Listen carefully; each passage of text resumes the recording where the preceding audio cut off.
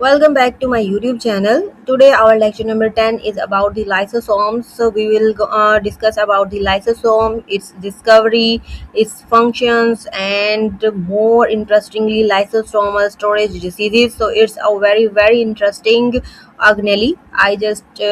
I believe that most सबसे simplest एक organelle है, लेकिन इसका फंक्शन जो है वो बहुत ही ज़्यादा इम्पॉर्टेंट होता है, बहुत ही ज़्यादा सेल के लिए जो है वो एक important organelle है. So what is lysosome? Lysosome are spherical organelles. Spherical organelles होती हैं that is bounded by a single membrane. ठीक है, single membrane एक organelle है, spherical in shape होते हैं और इसके अंदर सिर्फ क्या होते हैं, एक एसिडिक मीडियम के अंदर बहुत सारे जो है वो डाइजेस्टिव एंजाइम्स मौजूद होते हैं. It they serve as a digestive compartment of the cell. Digestive enzymes होते हैं तो ये क्या करते हैं, सेल के जो भी बेकार चीज़ें होती हैं, ठीक है, अगर सेल की कोई ऑर्गेनेली खराब हो गई है तो वो उसको क्या करने वाले होते हैं, डाइजेस्ट करना शुरू कर देते हैं. तो ये इनका जो है वो काम होता है. Lysosome are found in most eukaryotic cell. तो जितने भी यूकैरियोटिक सेल्स हैं उन सब के अंदर तकरीबन लाइसोसोम जो है वो मौजूद होती है.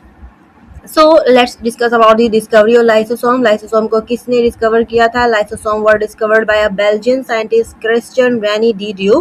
तो this is Christian Rene de Duve. इसने जो है वो उसको गोल्गी प्रोटीन्स को डिस्कवर किया था when he was investigating the carbohydrate metabolism in liver cells. तो लीवर सेल्स में जब वो कार्बोहाइड्रेट मेटाबॉलिज्म को डिस्कस कर रहा था, इन्वेस्टिगेट कर रहा था, तो उसने देखा कि when the cells are damage in the centrifuge, अगर सेंट्रीफ्यूज के दौरान सेल डैमेज हो जाए तो उसमें से जो है वो एसिड फॉस्फेटेज एक एंजाइम निकलना शुरू हो जाता है. सो जब उसने देखा कि सेल के साइटोप्लाज्म में तो ऐसा कोई एंजाइम नहीं होता, तो उसने जो है वो ये चीज सजेस्ट की कि ये जो एंजाइम निकला है, this digestive enzyme was encased in some membrane bound organelle within the cell. तो उसने देखा कि ये जो चीज है, ये जो एंजाइम यहाँ से रिलीज हुआ है, कि ये जो है वो किसी ना किसी मेम्ब्रेन बाउंड ऑर्गेनेली के अंदर मौजूद था. ठीक है, जब वो सेल रप्चर हुआ तो उसमें से एसिड फॉस्फेटेज निकलना शुरू हो गया.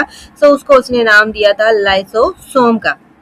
ठीक है, मतलब डाइजेस्टिव एक एंजाइम था, ठीक है, जो कि ब्रेक डाउन कर देता है चीज़ों की, ठीक है, बेकार मादों की. तो इसलिए उसने इसका नाम क्या रखा था, लाइसोसोम जो है वो उसका नाम जो है वो रख दिया. Why the cell is safe from lysosomal enzyme. तो यहाँ से एक क्वेश्चन बनता है कि लाइसोसोम के अंदर बहुत ही ज़्यादा डाइजेस्टिव एंजाइम्स होते हैं, बहुत ही ज़्यादा स्ट्रॉन्ग डाइजेस्टिव एंजाइम इनके पास होते हैं. तो कहते हैं कि जब अगर वो लाइसोसोम के जो एंजाइम्स हैं अगर लाइसोसोम से बाहर निकल आए, साइटोप्लाज्म में निकल आए, तो सेल जो है वो उसको कोई नुकसान नहीं होता. सेल कैसे सेफ रह जाता है कि मतलब अगर इस सेल के अंदर जो है वो एसिड, इतने ज़्यादा एसिडिक मटेरियल आ जाए तो सेल की ऑर्गेनेलीज खराब हो जानी चाहिए. तो लेकिन सेल जो है वो सेफ रहता है. क्यों रहता है? So lysosome contain strong digestive enzyme. ठीक है, ये तो बात जो है वो ठीक है कि डाइजेस्टिव एंजाइम इसके अंदर होते हैं, बहुत ज़्यादा स्ट्रॉन्ग होते हैं. बट ये जो एंजाइम, जितने भी एंजाइम्स होते हैं डाइजेस्टिव एंजाइम, ये सारे एसिडिक एनवायरनमेंट के लिए एक्टिव होते हैं. ठीक है, वो एसिडिक एनवायरनमेंट में ही काम करते हैं. जबकि हमें पता है कि जो साइटोसोल है या जो साइटोप्लाज्म है उसका जो एनवायरनमेंट होता है वो क्या होता है, न्यूट्रल होता है. That is 7.2. उसकी जो पीएच होती है वो 7.2 होती है. जो कि इनको काम करने के लिए, अपना काम करने के लिए इनको कौन सी पीएच चाहिए होती है, एसिडिक पीएच, दैट इज 4.8. अगर उनको अपनी पीएच नहीं मिलेगी तो वो इनएक्टिव हो जाएंगे. ठीक है, सो इसलिए so even if a lysosome is ruptured, इस digestive enzyme become inactive in and the cells remain uninjured. ठीक है, तो आप लोगों को ये बात समझ आई कि जो एंजाइम्स होते हैं वो एक ऑप्टिमम पीएच पे ही काम करते हैं. अगर उनको ऑप्टिमम पीएच नहीं मिलेगी तो वो इनएक्टिव रहेंगे. सो इसलिए इनके लाइसोसोम के जो एंजाइम्स होते हैं उनको चाहिए होती है एक एसिडिक पीएच, जबकि जो साइटोप्लाज्म है उसकी पीएच न्यूट्रल होती है. तो वो जैसे ही साइटोप्लाज्म में आते हैं वो न्यूट्रल हो जाते हैं, इनएक्टिव हो जाते हैं, इसलिए सेल को कोई नुकसान नहीं पहुंचता. ठीक है, so it's an important short question. Then उसके बाद है lysosome and programme cell death. ठीक है, जब हमारी डेवलपमेंट हो रही होती है, ड्यूरिंग डेवलपमेंट, तो बहुत सारे ब्रेन के सेल जो है वो डाई हो जाते हैं डेवलपमेंट के दौरान ही. या बहुत सारे हमारे ऑर्गन्स होते हैं जैसे कि टेल हो गई, ठीक है, वो भी क्या होती है, उसको भी डिसइंटीग्रेट किया जाता है. तो वो इसी लाइसोसोम की मदद से किया जाता है. तो जो प्रोग्राम सेल डेथ होती है that is called apoptosis.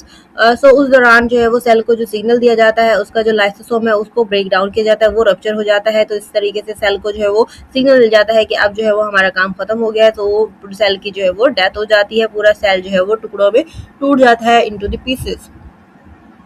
Then what is are the functions of lysosome. Lysosome के बहुत सारे जो है वो फंक्शंस होते हैं. In animals, they are most numerous in disease fighting cells such as white blood cells. तो सबसे ज़्यादा ये जो लाइसोसोम है वो हमारे वाइट ब्लड सेल्स के अंदर मौजूद होते हैं, क्योंकि ये क्या होते हैं, डिसीज फाइटिंग होते हैं. हमें पता है डाइजेस्टिव एंजाइम्स के अंदर मौजूद होते हैं. जो कि डिफरेंट एंटीबॉडीज या एंटीजेंस को जो है वो अपने अंदर जो है वो फ्यूज करके उसको मार सकती हैं easily. This is because white blood cells must digest material like bacteria, viruses and other foreign intruders. ठीक है, जो भी एक फॉरेन इंट्रूडर हमारे सेल के अंदर आ रहा है तो जो वाइट ब्लड सेल्स है उन्होंने क्या करना होता है, उसको डाइजेस्ट करना होता है, उसको एब्जॉर्ब करना होता है। ठीक है, तो उसके अंदर जो है वो ये लाइसोसोम ज्यादा होते हैं, इसीलिए वो ये काम जो है वो कर सकते हैं इजीली। Then number two है they are also involved in breaking the cellular materials that have exceeded their lifetime or are no longer useful. So अगर सेल के अंदर कोई ऐसी चीज है, कोई ऐसी ऑर्गेनेली है जिसने काम करना बंद कर दिया है, मतलब काफी ज्यादा टाइम हो गया वो सेल के अंदर बेकार पड़ी हुई थी, this is lysosome perform autophagy. तो वो जो हमारे पास वो जो बेकार मादा होता है या ऑर्गेनेली होती है उसको जो है वो लाइसोसोम ब्रेक डाउन कर देता है, इसको हम ऑटोफैगी कहते हैं। ठीक है, ऑटोफैगी का मतलब क्या होता है कि अपने ही सेल, मतलब जिस सेल के अंदर लाइसोसोम मौजूद है वो उसी सेल के पार्ट्स को जो है वो डाइजेस्ट करना शुरू कर दे, तो इस अमल को हम ऑटोफैगी कहते हैं।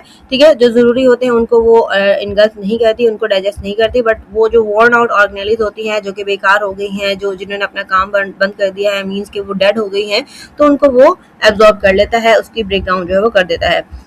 दे break down cellular waste products. ठीक है, उसके अलावा जो कुछ वेस्ट प्रोडक्ट्स जो कि हमारे सेल के अंदर आ जाते हैं, सेल साइटोप्लाज्म में आ जाते हैं, like fats, carbohydrates, protein and other macro molecules into simple compound, उनको सिंपल कंपाउंड में तोड़ देती है, इसीलिए हम इसको डाइजेस्टिव कंपार्टमेंट कहते हैं। Which are then transferred back into the cytoplasm for making new materials. तो इनको फिर वापस से साइटोप्लाज्म में भेज दिया जाता है ताकि उनको नया मटेरियल, नई चीजें बनाने के लिए इस्तेमाल किया जा सके।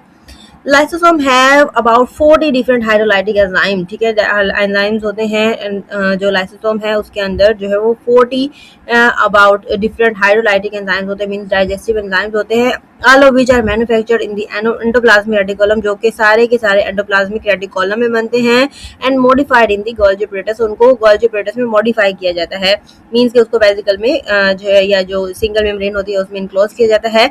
The membrane covering of the lysosome protect the rest of the cells from the harsh digestive enzymes contained in the lysosome। ठीक है, तो जो इसके इर्द मेम्ब्रेन बनाई जाती है, ठीक है, वो भी क्या करती है, साइटोप्लाज्म को मतलब उन सारे एंजाइम को साइटोप्लाज्म में नहीं जाने देती है, which would otherwise cause significant damage. ठीक है, इसके मतलब नुकसान हो सकता है लेकिन इतना ज्यादा नुकसान नहीं होता क्योंकि वो इनएक्टिव हो जाते हैं, बट फिर भी उनको उससे प्रोटेक्ट करने के लिए इसके गिर्द जो है वो एक मेम्ब्रेन जो है वो बना दी जाती है। नंबर 5 है lysosome also function in the elimination of whole cell. अगर पूरे के पूरे सेल को भी खत्म करना हो, सेल की डेथ करनी हो, तो उसमें भी लाइसोसोम का जो है इंपॉर्टेंट रोल होता है। Selective cell death is a mechanism used by multicellular organism in their development के दौरान ऐसी बहुत सारी चीजें होती हैं, स्ट्रक्चर्स होते हैं जिनको जो है डिसइंटीग्रेट किया जाता है with the help of lysosome. For example when a tadpole develop into a frog, the cells of the tail are destroyed by the enzymes of lysosome। ठीक है, तो जो टेल होती है, ठीक है, कुछ बहुत सारे जो फ्रॉग्स हैं, ठीक है, फ्रॉग में जब वो टेडपूल की फॉर्म में होता है तो उसके पास टेल होती है, लेकिन जब वो मैच्योर हो जाता है तो उसके पास टेल नहीं होती, तो वो जो डिस्ट्रॉय हुई है टेल वो एंजाइम्स ऑफ लाइसोसोम की मदद से ही होती है। ठीक है, मोर ओवर देखें जैसे हमारी जो उंगलियां हैं, ठीक है, जब हम डेवलपमेंट की फॉर्म में होते हैं तो हमारी उंगलियां जो है वो आपस में जुड़ी हुई होती हैं। ठीक है, जैसे मेंढक की जुड़ी हुई होती है, दरमियान में एक मेम्ब्रेन होती है, ठीक है, जैसे छिपकलियों की होती है, तो बाकी डेवलपमेंट के दौरान लाइसोसोमल एंजाइम की मदद से ही वो दरमियान वाली जो मेम्ब्रेन है उसको यहाँ से डाइजेस्ट करवा दिया जाता है, डिसइंटीग्रेट हो जाती है वो। तो इस तरह से बहुत सारी जो है चीजें हैं, बहुत सारे फंक्शन होते हैं लाइसोसोम के हमारे सेल के अंदर। ठीक है, these are these functions of lysosome. ठीक है, 5 फंक्शंस है लाइसोसोम के about the digestion, breakdown of and hydrolytic enzyme. Then next है हमारे पास lysosomal storage disease. What is the lysosomal storage disease? तो एक तरह से हमें पता है कि लाइसोसोम के अंदर बहुत सारे हाइड्रोलाइटिक एंजाइम होते हैं जो कि स्पेसिफिक मॉलिक्यूल्स को जो है वो हाइड्रोलाइज करते हैं या उसको ब्रेक डाउन करते हैं। सो इन नॉर्मल कंडीशन ये सारे एंजाइम्स भी होंगे और जो भी मॉलिक्यूल इसके अंदर आएगा उसको ब्रेक डाउन कर दिया जाएगा। बट अगर लाइसोसोम, बाज़ औक़ात ऐसा होता है कि लाइसोसोम के अंदर कोई एक एंजाइम जो कि हाइड्रोलाइटिक एंजाइम है वो उसकी जो है वो क्या हो जाती है, जेनेटिक डिफेक्ट की वजह से वो एंजाइम जो है वो लाइसोसोम के अंदर नहीं होता। सो वो जो एंजाइम जिस मॉलिक्यूल को तोड़ रहा था, जिसकी ब्रेक डाउन कर रहा था, तो वो क्या होगा, वो जो मटेरियल है वो सेल की उस लाइसोसोम के अंदर या सेल के अंदर जो है वो जमा होना शुरू हो जाएगा, अकामुलेट होना शुरू हो जाएगा, उसकी ब्रेकडाउन नहीं होगी। और अगर ऐसा होगा तो वो जो सेल है वो डिसफंक्शन हो जाएगा, मतलब वो जो मटेरियल है वो बहुत ज़्यादा तादाद में सेल के अंदर जमा होना शुरू हो जाएगा, जिसकी वजह से सेल का जो नॉर्मल फंक्शन है वो क्या होगा, डैमेज होगा। सो इस वजह से इन ऐसी डिसीजेज को हम क्या कहते हैं, लाइसोसोमल स्टोरेज डिसीजेज कहते हैं, जो कि किसी एक हाइड्रोलाइटिक एंजाइम की एब्सेंस की वजह से होता है। सो डिफरेंट अगर हाइड्रोलाइटिक एंजाइम है तो डिफरेंट उनकी डिसीजेज होती हैं, डिफरेंट उनके इफेक्ट्स होंगे। In lysosomal storage diseases, the patient lacks one of the hydrolytic enzyme of the lysosome। मतलब जो हमने 40 हाइड्रोलाइटिक एंजाइम पढ़े थे उनमें से अगर कोई एक जो है वो किसी भी वजह से, जेनेटिक इफेक्ट की वजह से जो है वो नहीं बना, सो दी abnormal lysosome fills with the indigestible substances। वो जो सब्सटेंस है वो लाइसोसोम के अंदर जमा होना शुरू हो जाएगा, which interfere with the cellular function। जिसकी वजह से सेल का फंक्शन वो लाइसोसोम के अंदर भी जमा हो सकता है कि वो साइटोप्लाज्म में ही अकोमुलेट होना शुरू हो जाए, बट दोनों ही कंडीशन में सेल का जो नॉर्मल फंक्शन होगा वो क्या होगा, अफेक्ट होगा, इंटरफेयर होगा। तो यहाँ पर एग्जांपल्स दी हुई हैं डिसीजेज की। दो डिसीज हैं, एक है हमारे पास पॉम्प्स डिसीज एंड दूसरी है हमारे पास टे सेक्स disease. For example in Pompe's disease the lysosome lacks a glycogen digesting enzyme. ठीक है, एक ऐसा हाइड्रोलाइटिक एंजाइम जो कि ग्लाइकोजिन को डाइजेस्ट कर रहा था, उसकी ब्रेकडाउन कर रहा था, वो इसमें एब्सेंट हो जाता है। So harmful amounts of glycogen accumulate in the liver cells. तो लीवर का काम होता है कि वो ग्लाइकोजिन को ग्लूकोज में ब्रेक डाउन कर रही होती है। ठीक है, तो अगर जो ग्लाइकोजिन डाइजेस्टिंग एंजाइम है अगर वो एब्सेंट होगा तो जो ग्लाइकोजिन है वो लीवर सेल्स में जमा होना शुरू हो जाएगी। ठीक है, तो इस वजह से ये जो डिसीज कहलाती है इसको हम क्या कहते हैं, पॉम्प्स डिसीज कहते हैं। देन सेकंड डिसीज है टे सेक्स disease. An essential lipid digesting enzyme is missing. ठीक है, इस कंडीशन में क्या होता है, एक लिपिड डाइजेस्टिंग एंजाइम एब्सेंट हो जाता है, तो इसकी वजह से वो जो लिपिड है जिसको वो ब्रेक डाउन कर रहा था वो नर्व सेल्स और ब्रेन में जमा होना शुरू हो जाएगा, अकामुलेट होगा। Accumulation of this lipids in the nerve cells of the brain damage the nervous system and causes mental retardation and death in the early childhood. तो इसकी वजह से क्या होता है, अगर हमारे ब्रेन सेल्स में बहुत ज्यादा लिपिड जमा होना शुरू हो जाएगा तो मेंटल रिटार्डेशन हो सकती है, और अगर ये कंडीशन बिल्कुल चाइल्डहुड में आई है, अर्ली चाइल्डहुड में आ गई है, तो मे बी पर्सन की या चाइल्ड की डेथ भी हो सकती है।